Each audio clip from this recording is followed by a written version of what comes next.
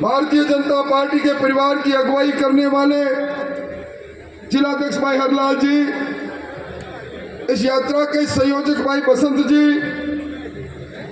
और जिनको मैं कहता हूं कि अध्यात्म और सेवा का संयुक्त दर्शन कहीं करना हो, एक व्यक्तित्व में कैसे आपके लोक लाडले नेता राजकुमार रणवा साहब, पूर्व पालिका अध्यक्ष जिन्होंने इस पार्टी को खड़ा किया, शिव भगवान जी, नौजवान उभरते हुए नेता सुरेंद्र पवन सिंह जी, भाई सुरेंद्र जी बाबरा साहब, भागीरथ सिंह जी, राधेश्याम जी, और एक विषम पितामह भी इस मंच पर विराजे हैं। नेपथ्य में रहकर जनसंघ से लेकर अब तक अपने विचार के साथ जो जिंदा दिली से पार्टी की सेवा करते रहे वेद पूनम चंद जी मंच पर विराजे। हमारे अन्य नेतागण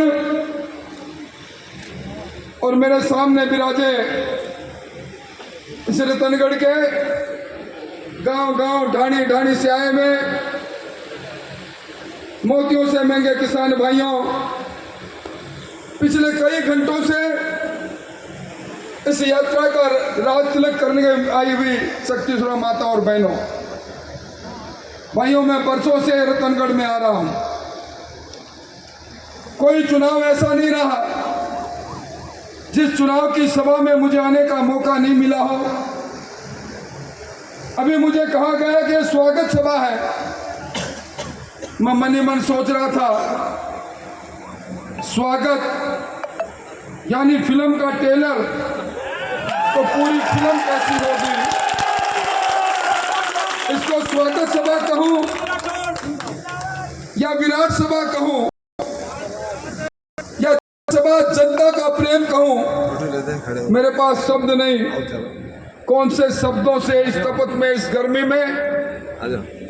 कल जब मैं सुजानगढ़ में था, किसान कह रहे थे कि आप सभा ऐसे समय में करते हैं, यात्रा ऐसे समय में करते हैं जब हमें खेती के कारण, किसानी के कारण मरने की फुर्सत नहीं रहती। ऐसे समय में इतनी बड़ी संख्या में इस गर्मी में आप आए, आपका अभिनंदन, आपका स्वागत। अभी मुझसे पहले कैलाश जी ने एक घमंडिया गठबंधन का जिक्र किया।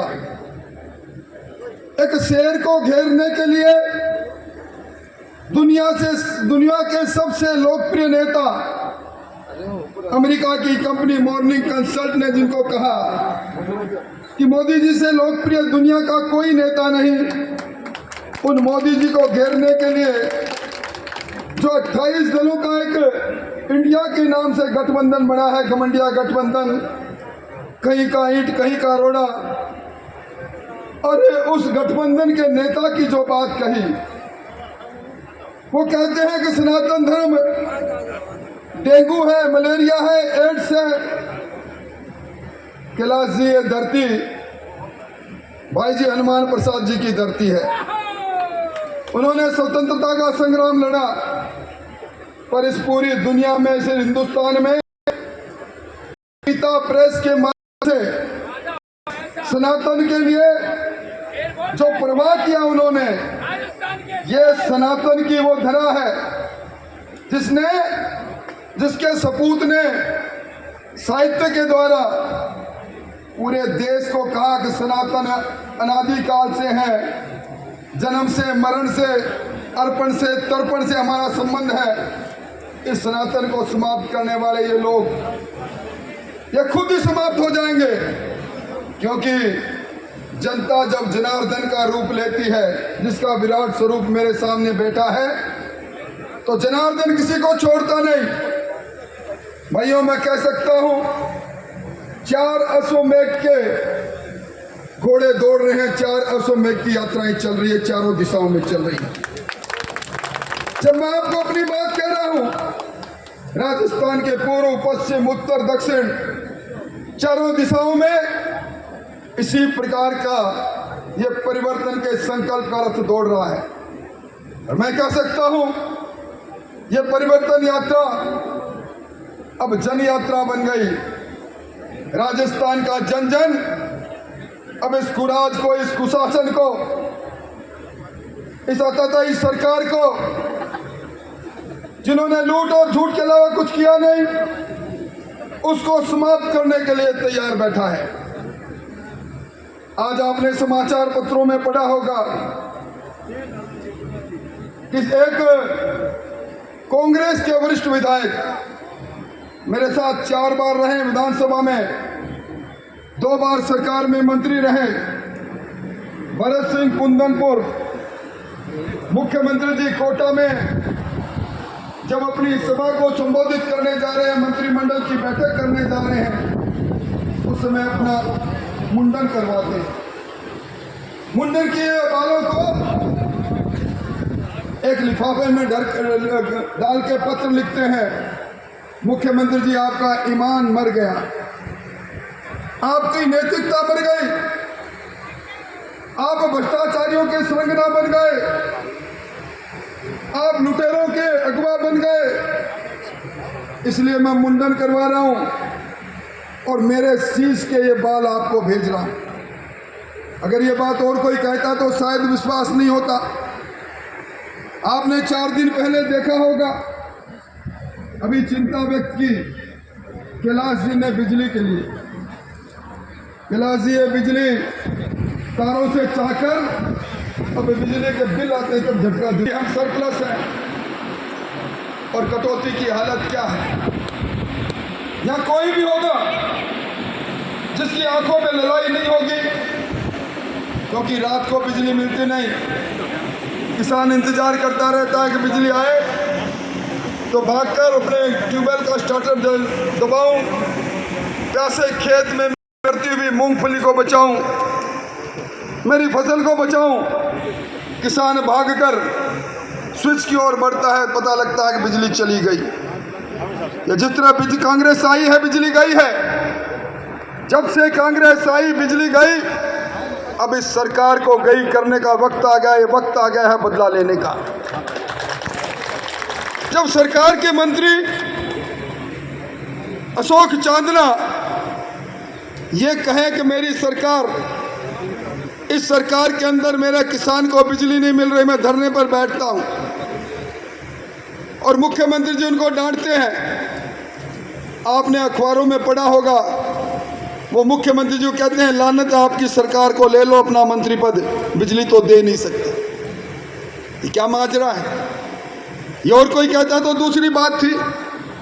और एक मंत्री जी, वो लाल डायरी वाले मंत्री जी, वो राजेंद्र गुड़ा जी, वो मंत्रिमंडल की बैठक से बाहर निकले, अखबार वालों ने माइक सामने लगाया, बोला आज क्या क्या फैसला हुआ। उन्होंने कहा मैं क्या बताऊं, हमारी सरकार का तो अलाइनमेंट ही खराब हो गया।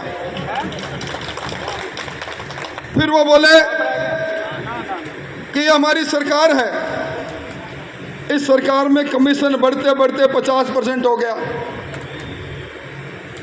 और फिर विधानसभा के अंदर जब हम चर्चा कर रहे थे, जिसका जिक्र अभी मुझसे पहले वक्ताओं ने किया, ये राजस्थान, ये रतनगढ़, हम हाथ में राखी बांधने वाली बहन की रक्षा के लिए जीवन दे देते हैं। हम उस संस्कृति के लोग हैं जहाँ नारी को ईश्वर के बराबर पूजते हैं।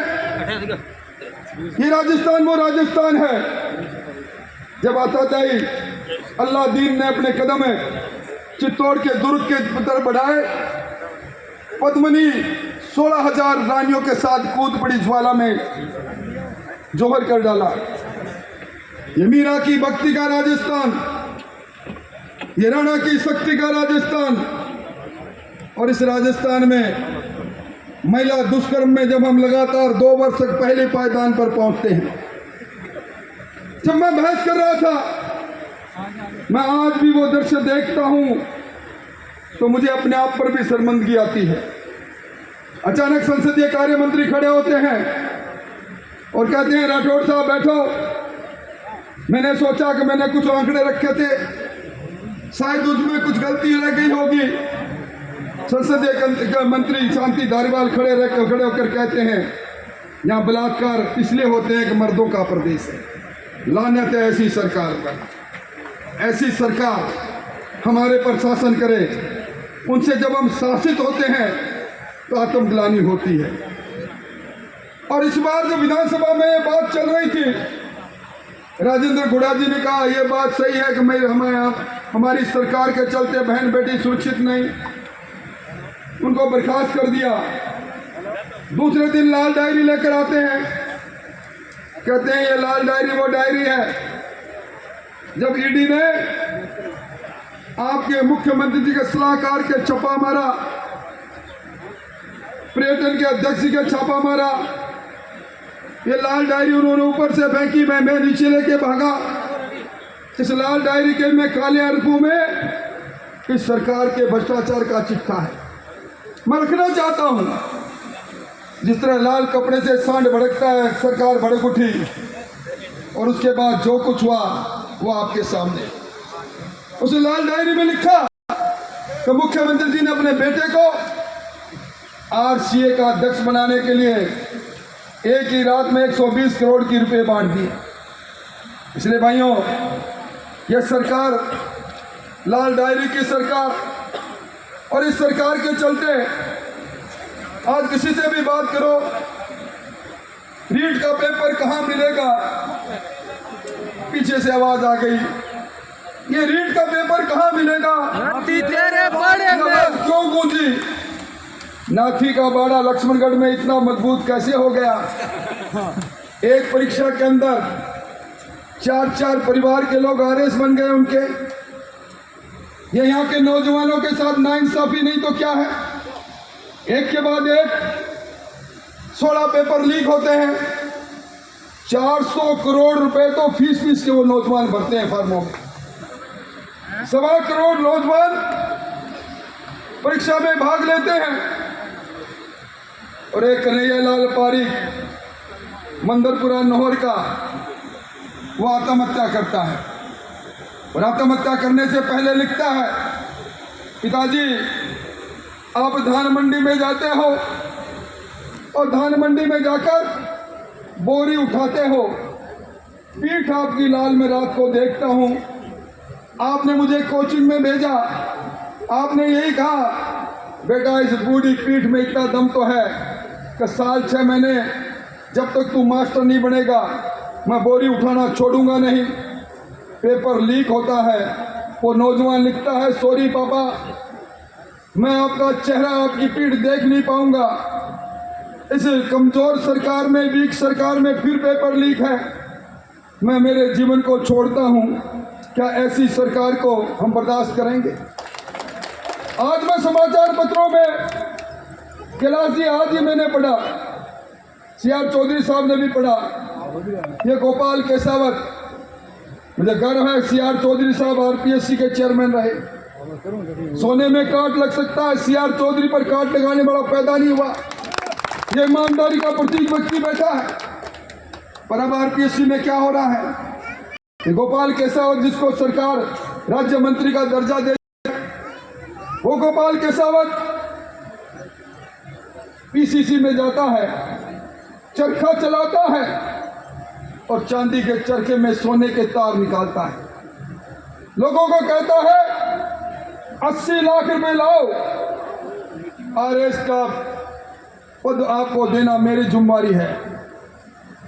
पेश वाले 18 लाख रुपए में पकड़ा जाता है और पकड़े जाने के बाद आज उनका चालान पेश हुआ कल, और चालान के अंदर एंटी करप्शन की जो भ्रष्टाचार की जो धाराएं थी सारी समाप्त कर दी। इसने भ्रष्टाचार किया ही नहीं। यह सरकार का आईना नहीं तो क्या है। कौन है बाबूलाल कटारा, आरपीएससी में किसने नामजद किया था, अपने भांजे के साथ पेपर निकाल रहा था तिजोरी से, पकड़ा गया। किसने उसको भेजा था, कौन है डीपी जानोली, कौन है भूपेंद्र ढाका। ये सब लोग वो हैं जो सरकार की सरपरस्ती में पेपर का व्यापार कर रहे थे, नौकरियों को व्यापार कर रहे थे, ऐसी सरकार को क्या हम छोड़ेंगे? मैं तो यही कहना चाहूँगा भाइयों, ये सरकार, जो सरकार सिर्फ 0.5% मतों से बनी, 200 में से एक आदमी ने सोचा, उस वक्त जब हम बात करते थे, किसान भाई कहते थे पूरा कर्जा माफ हो जाएगा। मुझे याद आ रहा है वो समय, मैं मेरे खुद के निर्वाचन क्षेत्र में घूमता था, पीछे से कोई न कोई कह देता था ये सहकारी बैंक के कर्जे से कभी मुक्त नहीं हुए, नया पुराना जरूर हो गया। अब कांग्रेस ने कह दिया कर्जा माफ हो जाएगा, इसलिए हम इस बार आप आदमी ठीक हो पर वोट कांग्रेस को देंगे। नौजवान से बात करते थे, नौजवान कहता था नौकरी मिल नहीं रही, शादी हो नहीं रही, पर जब तक नौकरी नहीं मिलेगी हमें जेब खर्ची के रूप में 35 रुपये महीने देने की बात कही। 10+2 किए हुए जो भी नौजवान होगा एम्प्लॉयमेंट एक्सचेंज में नाम लिखाएगा और उसको पैसे मिलेंगे 35 रुपये महीने के। मिल गए पैसे, हो गया कर्जा माफ। आज जिन्होंने केसीसी का कर्जा ले लिया, अपने ज़िले में बहुत लोगों ने लिया। किसान क्रेडिट कार्ड अटल बिहारी वाजपेयी ने प्रारंभ किया, बिचौलियों को समाप्त किया। उस केसीसी के कर्जे पर जिसने लोन लिया सरकार ने कहा माफ करेंगे। पहले कल्ला कमेटी बनाई, 2019 में कल्ला कमेटी अल्लाह के पास चली गई और अब इस बार विधानसभा में प्रस्ताव आए, ये लेकर आए कि केंद्र सरकार से हम बात करें। केंद्र सरकार जो 6,13,000 करोड़ रुपए जो उस समय था, जो आज 12 लाख को पार कर गया, केंद्र सरकार उसको माफ करे। अब आज ये प्रस्ताव लेकर आए हैं। भाइयों, ये जो अपनी पुलिस है, इस पुलिस के लोगों ने मेरी बात सुन रहे, माल बहुत खाया भाई, सड़कों पर खड़े होकर भी माल खाया, इन माफियों से भी माल खाया, माफियों की सरपरस्ती में रही, और मार भी बहुत खाई इन्होंने। मार भी इतनी खाई, 3 साल में 4 साल में विधानसभा में बोले 3000 बार पुलिस पिटी। ये पुलिस को देखो आप, और आज हालत क्या है। एक मणिपुर में बात हो गई, बड़ा कांग्रेस पार्टी ने बड़ा बाउंडर मचाया। अरे आपके सामने दरियावद में मेरी बहन की को नंगा करके दौड़ाया, आप बोले नहीं। कोटड़ी में एक मेरी बेटी को उठा कर ले जाएं, बलात्कार करके उसको जिंदा भट्टी में डाल दें। मैंने तंदूर कांड सुना था नीना साहनी को जलाने का। यूथ कांग्रेस के राष्ट्रीय अध्यक्ष ने एक काम किया, अब वही काम फिर होने लग गया। किस तरह काम चलेगा? और अभी यहाँ मैंने भाषण सुना राजकुमार जी का, अध्यात्म की बात की राजकुमार जी ने, रामायण के प्रसंगों की बात कही। राजकुमार जी, साधु संतों पर जिस धरती पर अत्याचार होता है, उस धरती को लोग कहते हैं पाप हो रहा है, और जिसके राज में होता है लोग कहते हैं, संत कहते हैं पापों का घड़ा बढ़ रहा है। और जब पापों का घड़ा बढ़ जाता है तो बीच चौराहे उस घड़े को फोड़ना भी पड़ता है, फूटना था भी। हम कैसे भूल जाए? अभी कृष्ण जन्माष्टमी गई है, आप सबको मालूम है, 84 परिक्रमा है उस प्रदेश के अंदर। उस कनकाचल पर्वत में, उस आदि पर्वत में भगवान कृष्ण ने अपनी लीलाएं की थी। भगवान कृष्ण ने क्या लीलाएं की? ये खनन माफिया उन अवशेषों को मिटाने लगे, वहां खनन का अवैध काम होना चालू हो गया। साधु संतों ने आंदोलन किया, 503 दिन साधु संत बैठे रहे, कोई कार्रवाई नहीं हुई। संत दास ने कहा, इस पापी सरकार के सामने मेरा आत्म बलिदान देता हूं। घोषणा करके अपने शरीर पर पेट्रोल छिड़क कर कृष्ण जय श्री कृष्ण पापी सरकार का अंत हो ये कहते हुए जिंदा जल गए। ये इस राजस्थान की कहानी है। इस राजस्थान में कुचामन के अंदर अभी 15 दिन पहले संत मोहनदास की हत्या होती है। डिगीपुरी का राजा हम कहते हैं, डिगी के अंदर संत सियाराम की हत्या होती है। महुआ के अंदर शंभू पुजारी को जिंदा जला दिया जाता है। ये एक कहानी नहीं भाइयों, ये कहानी जब से चालू हो गई थी जब किस्सा कुर्सी का चालू हुआ था। मुख्यमंत्री जी कहते हैं ये कुर्सी मुझे छोड़ती नहीं, और मैं कहता हूँ मुख्यमंत्री जी आपकी बैठी हुई कुर्सी को ये जनता इस प्रकार तोड़ेगी, आपकी कुर्सी की चारों टांगें तोड़ेगी। और आप कहते हो सरकार रिपीट होगी, मैं कहता हूँ सरकार डिलीट होगी। ये जादूगर की जादूगरी अब चलने वाली नहीं है। आप हो तो वही जो पिछले कार्यकाल में भी मुख्यमंत्री नंबर 1 बने थे, और उस समय भी आपकी सरकार जब गई तो सिर्फ 21 विधायक आपके जीते थे। और अब देखिए आप, कल परसों आपने मंत्री रामलाल जी का बयान पढ़ा होगा। उन्होंने कहा कि मुख्यमंत्री अशोक गहलोत जी आप लोक देवता हो। अब ऐसे लोक देवता जिनसे सारा लोक कष्टकारक हो, अगर इस प्रकार के लोक देवता रहेंगे तो किस प्रकार ये राजस्थान बचेगा, जहां अस्मत के अंदर, जहां रिश्वत में हमारी बहन